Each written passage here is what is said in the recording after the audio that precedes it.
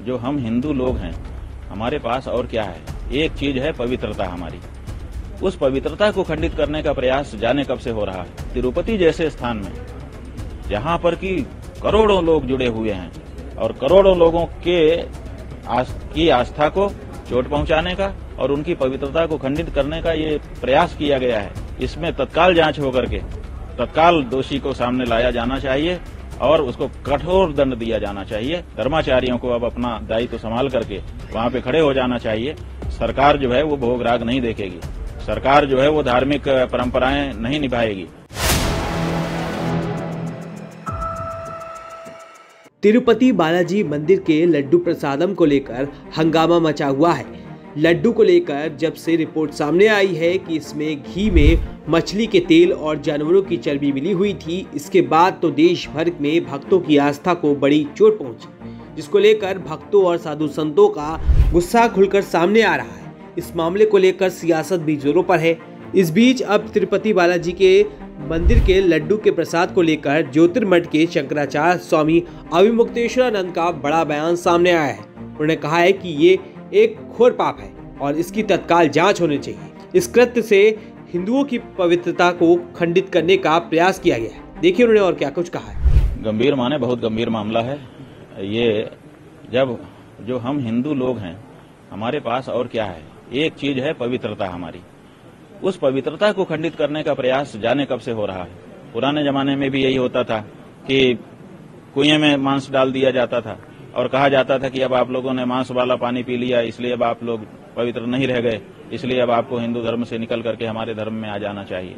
तो ये बहुत पुराने समय से होता चला आया है। इस तरह की कोशिशें पहले भी होती रही हैं, लेकिन ये बड़ा मामला है क्योंकि तिरुपति जैसे स्थान में, जहां पर कि करोड़ों लोग जुड़े हुए हैं और करोड़ों लोगों की आस्था को चोट पहुंचाने का और उनकी पवित्रता को खंडित करने का ये प्रयास किया गया है।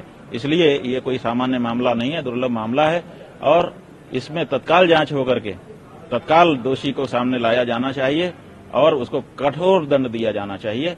और साथ ही साथ धर्माचार्यों को अब अपना दायित्व संभाल करके वहां पे खड़े हो जाना चाहिए।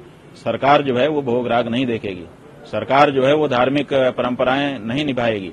सरकारी कर्मचारी जो है वो धर्मनिरपेक्षता की शपथ ले चुके हैं। जो नेता हैं, मंत्री हैं, वो धर्मनिरपेक्षता की शपथ ले चुके हैं। धार्मिक परिसर में व्यवस्था करने का उनको नैतिक अधिकार ही नहीं है और अब तो इस तरह की घटना हो जाने के बाद वो बिल्कुल खत्म हो गया।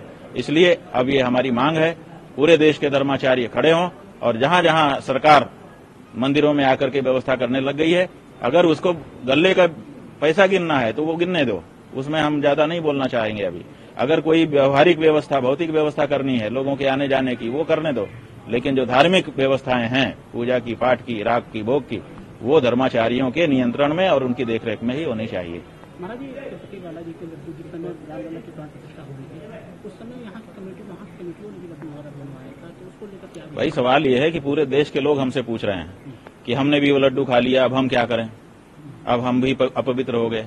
तो हमारा यही कहना है, हमने प्रायश्चित बता दिया है कि देखिए, यत्वगस्तिगतम पापम देहे तिष्ठति मामके प्राशनात् पंचगव्यस्य दहत्यग्निरिवेन्धनम। हमारे यहाँ पहले से शास्त्रों ने व्यवस्था दी है कि अगर भूल चूक से कोई दोष शरीर में प्रवेश कर जाए और अस्थि में भी चला जाए, माने पहले रस, रक्त, मांस, मज्जा, मेद, अस्थि ऐसे बनता है, अगर वो हड्डी तक भी पहुंच गया है तब भी पंचगव्य में वो ताकत है। जैसे आग में ईंधन डालने पर ईंधन को आग समाप्त कर देती है, उसी तरह से अगर पंचगव्य का पान कर लिया जाए तो अंदर छुपा हुआ पाप नष्ट हो जाता है। तो पहले तो पंचगव्य का प्राशन करिए और गौ मतदाता बनने का संकल्प लीजिए कि अब हम जब वोट देंगे तो उसी को वोट देंगे जो गौ माता की प्रतिष्ठा के लिए अपने आप को समर्पित कर चुका होगा। तो ये दो काम करने से गौ माता आपके पाप को हटा सकेगी।